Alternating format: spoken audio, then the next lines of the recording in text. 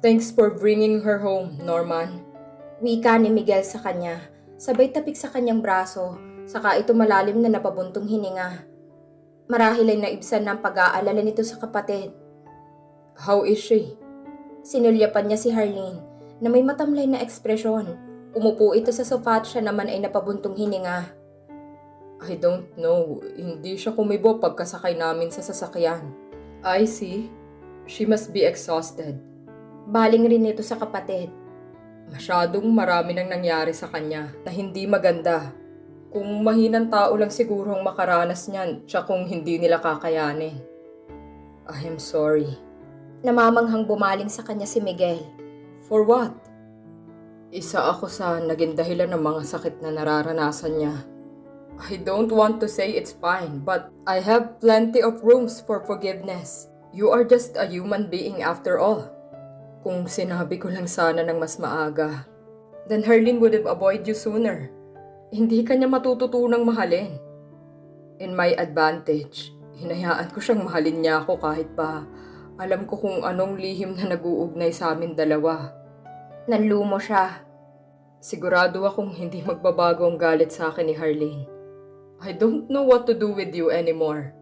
Natatalong anito. Kahit pa siguro ilang beses kong sabihin sa'yo, hindi mo pa rin maiintindihan. Malamang ay nilamon ka na ng takot mo.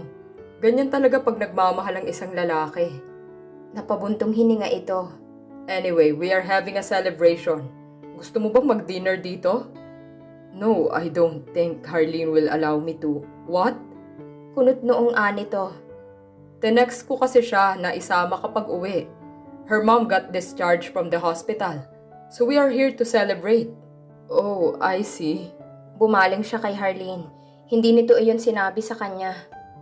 Uuwi na lang ako. No, I insist. Come in. Imunestra ni Miguel ang pinto. Feel yourself at home. Anito saka siya iniwan. Nagtungo siya sa sala at umupo sa pang-isahang sofa. Nakatitig siya kay Harleen na nakasandal sa sofa at nakapikit ng mga mata. Kapansin-pansin talagang pangangayayat nito. Oh, you're here, Norman. Mabilis siyang tumayo saka sinalubong ang ama ni Harleen. Nagkamayan silang dalawa. Bagamat nakaramdam siya ng nervyos ay hindi niya nakitaan ng pagkadisgusto ang ama ni Harleen. Bagkus ay nakangiti ito habang nakatingin sa kanya. Kamusta ang lakad niyo ni Harleen? Mabuti naman ho. You are free to stay. We are having a dinner. Sure. Bumaling ito kay Harleen. Ano ang gusto mong kainin? Anything you are craving for? Just water. Something healthy. Hindi na lang ikaw ang pinapakain mo, remember that. Nagsalubong ang kanyang kilay. Nagpalipat-lipat ang kanyang tingin sa mag-ama. At hindi niya alam kung anong ibig nitong sabihin kay Harleen. Yeah. I'll eat anything you serve. I'll talk to you later. Okay. Muli na namang bumaling sa kanyang ama ni Harleen. At sa'yo rin. We're gonna discuss something. Sure. Tinanguan siya nito bago umalis. Muli ay sila na naman ni Harleen ang naiwan. Tahimik siyang umupo at pinagmasdan lang ang dalaga. Matamlay ba ako? Natigilan siya sandali. Yes. Napabuntong hininga si Harleen. Mula sa pagkakasandal sa kinauupuan at bumangon ito't sumeryoso ang mukha na tumingin sa kanya. I still don't want you in my life, if I am perfectly being honest. Nakaramdam siya ng kirot sa dibdib. Para bang kursilyong mga salitang binitawan nito. It's not that I don't love you anymore. It's just that hindi uubra sa akin ang salitang marupok. I love you and I am not mad at you anymore. Marami akong na-realize matapos ang usapan namin ng babaeng yon. Kaya naman bago mo pa malaman sa iba, mabuti pang sa akin na manggaling. I hate keeping secrets, you know? Napatungo siya. I am pregnant. Mabilis siyang nag-angat ng tingin sa dalaga. Ang kanyang mga matay nanlaki at umawang ang kanyang labi. Hindi siya makapaniwala. Klaro ang mga sinabi ni Harleen at paulit-ulit iyong umugong sa kanyang pandinig. Pero gusto muli niya iyong marinig. Pakiulit nga ang sinabi mo. Ingos ang naging pagbuntong hininga ni Harleen. Buntis ako. Kakaibang galak iyon sa puso niya. Nawala ang kirot na nararamdaman niya at ang kasiyahan ay nag-uumapaw sa kanyang damdamin. Gusto niyang tumalon sa tuwa. Wow. Wow lang? Kunot noong tanong ni Harleen. I am happy. Gusto kitang yakapin at halikan sa tuwa pero alam ko naman na hindi mo ko hahayaan. Buti alam mo. I am happy, Harleen. Me too. I love you. Ilab mo mukha mo. Humalukip-kip ito at nag-iwas ng tingin. Pinag-cross nito ang kamay. Siya naman ay hindi mawala ang ngiti sa labi habang nakatingin sa dalaga. I love you both. Ang kaninang matapang na tingin ni Harleen ay nawala. Malamlam itong bumaling sa kanya. Bago pa man ito makapagsalita ay isang tao nang tumawag sa kanilang atensyon. Sabay silang bumaling sa entrata nang pumasok ang lolo ni Harleen. Ang mga mata nito ay sa kanila napako. Naging matamis ang ngiti nito sa kanila. I see you two are together. Tumayo si Harleen upang salubungin ang lolo. Humalik ito sa pisngi ng matanda. For now. Don't be harsh on him, Roxy. I am not. Ang bait-bait ko nga eh. Hinayaan kong sumama siya sa dinner. Mahinang natawa ang matanda. Naglakad ito palapit sa kanya. I bet you already knew why you're here. Yes, sir. Nakangiting bumaling siya kay Harleen na umalis naman upang bigyan sila ng pribadong pag-uusap. Umupo ito sa pang-isahang sopa na katabi niya. You take good care of my apo, alright? Sir? Naguguluhang aniya. Kumindat ang matanda. I know youngster nowadays doesn't believe in a shotgun marriage. Alam ko naman kahit hindi kita pilitin ay papayag.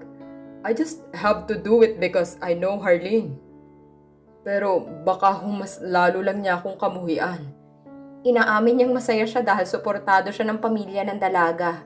Pero hindi ang mga itong magdedesisyon kung tatanggapin ba siya ni Harleen o hindi.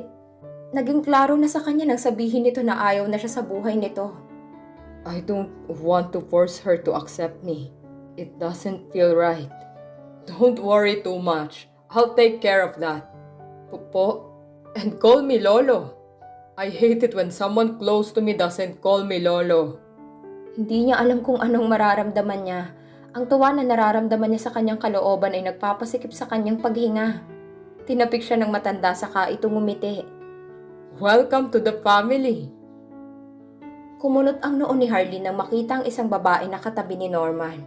Umakyat lang siya sandali upang magbihis. Hindi pa man nakakalipas ang 5 minuto mula nang iwan niya ang lolo at si Norman. Nandito na pala si Roxy. Imporma ng kuya niya dahilan para magtinginan ng lahat maliban kay Norman at sa babaeng kausap nito. Hey sis.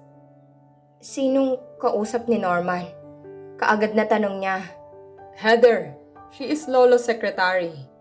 Heather. Her name sounds like a bitch to me. Mataray na aniya. Mahinang natawa si Miguel. They're just talking. Yeah, right.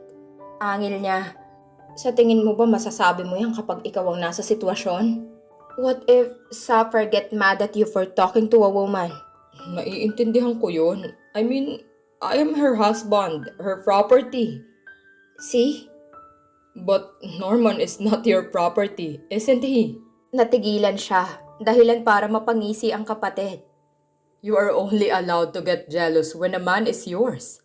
But Norman... Yeah. Sino bang may sabi na nagsiselos ako? Nagpapadyak na iniwan niya ang kapatid at nagtungo na lang sa dining table kung nasaan ang mommy at daddy niya. Hinalikan niya sa ulo ang ina bago umupo sa tabi nito. Si Miguel naman ay tinawag na ang iba. Bakit wala ata si Sapphire at ang mga anak mo?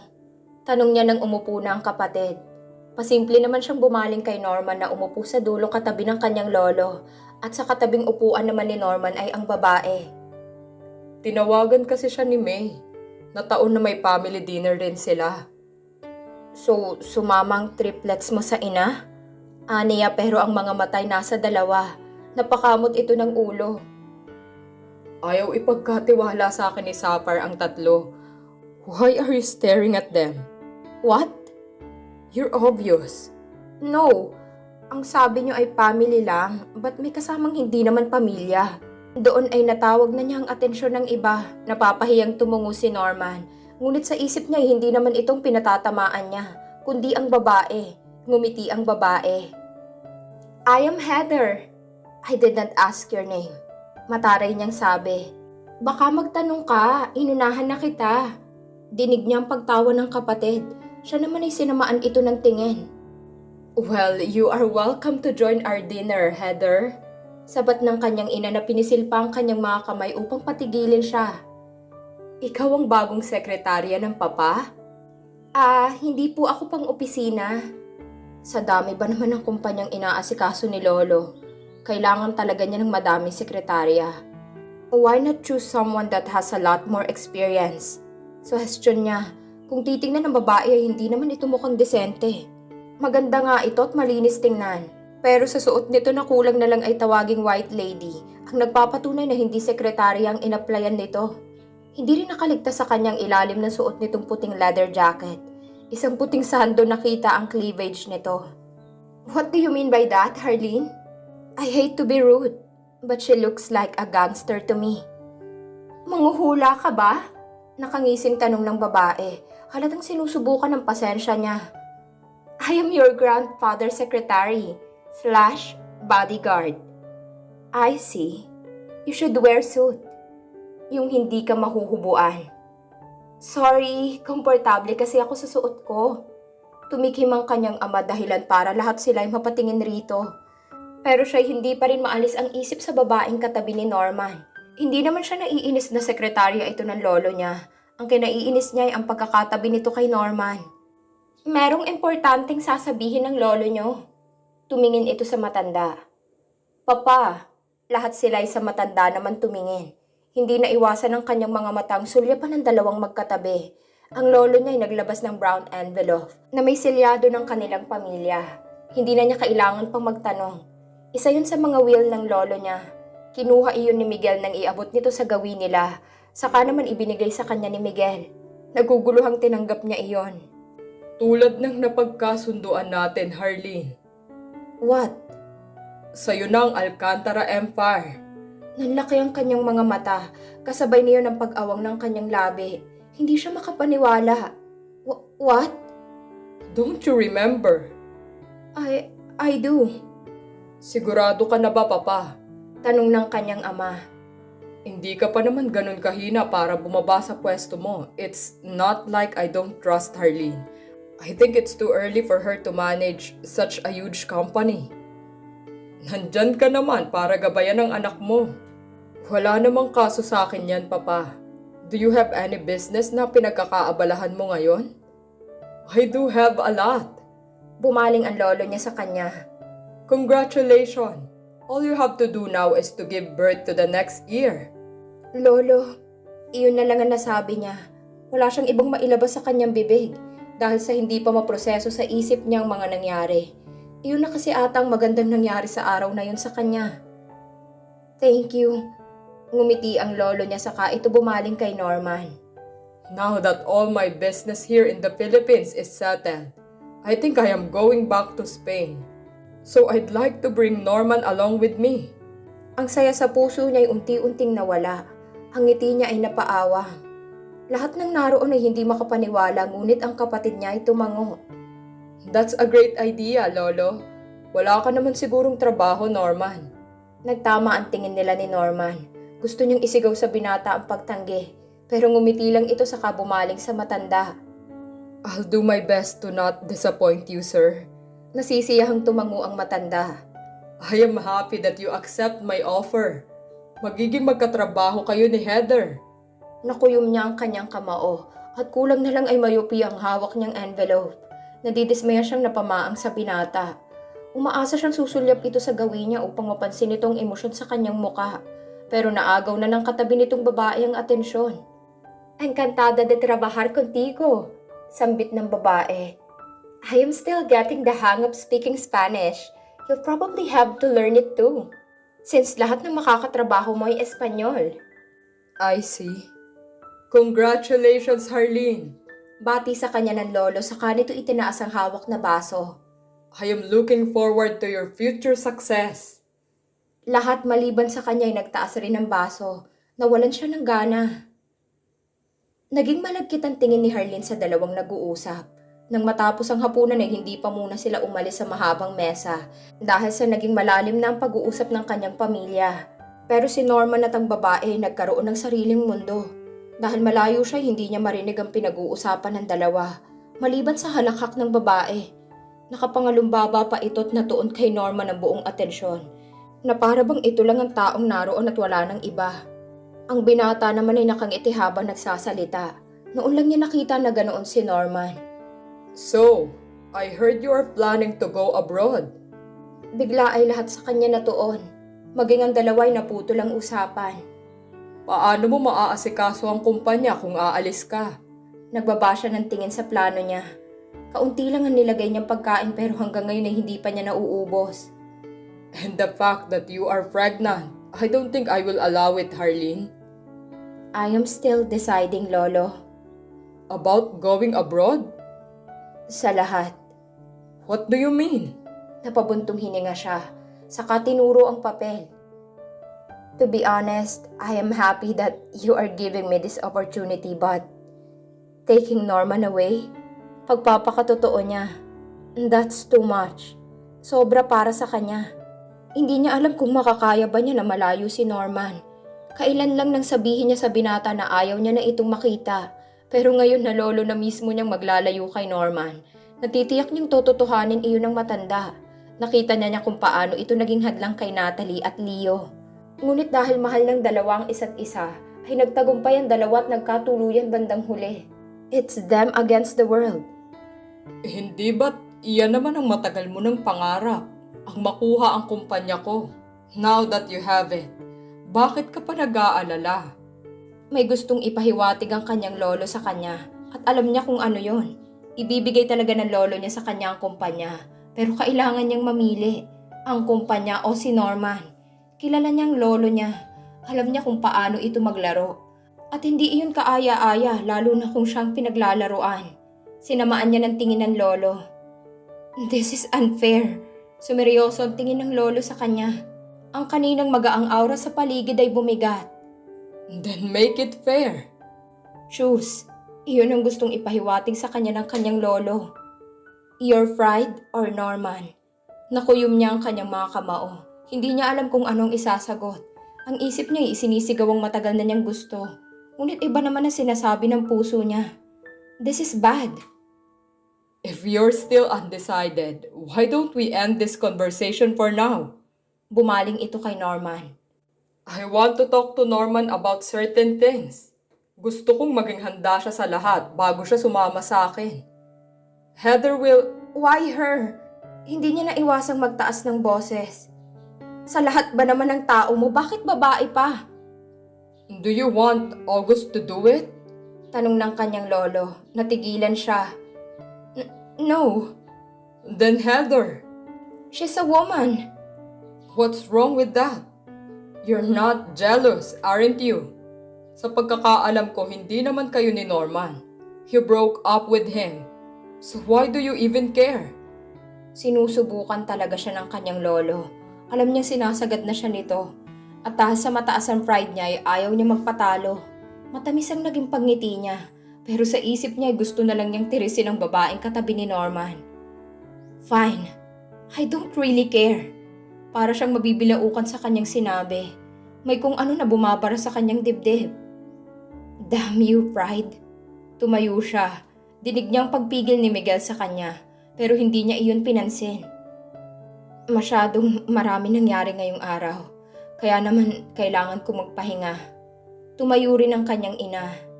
Sasamahan ko si Harleen. Kayo na lamang ang mag-usap-usap. Hindi na siya tumanggi pa at naglakad na lang paalis. Kasunod ng kanyang ina na siyang umalalay sa kanya, paakyat sa kanyang kwarto. Tahimik lang siya hanggang sa makapasok sila. Ngunit nang maisara na ng kanyang ina ang pinto, ay doon na siya humagulhol. Ang nakabara sa kanyang dibdib ay hindi na niya napigilang ilabas. Lumapit ang kanyang ina at niyakap siya nito. Hinahagod ang mahaba niyang buhok. It's all right, sweetheart.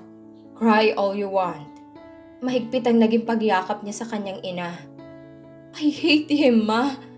Shh, I know. Bakit niya kailangan gawin sa akin to? Hindi ba niya alam na nahihirapan rin ako? I don't know for sure. I hate him. Muli niyang sambit. Bumaling siya sa envelope na hawak. Ngayon na siya sigurado kung kaya ba niyang mawala talaga si Norman sa kanya. I can't lose him, Mom. Mahal ko siya.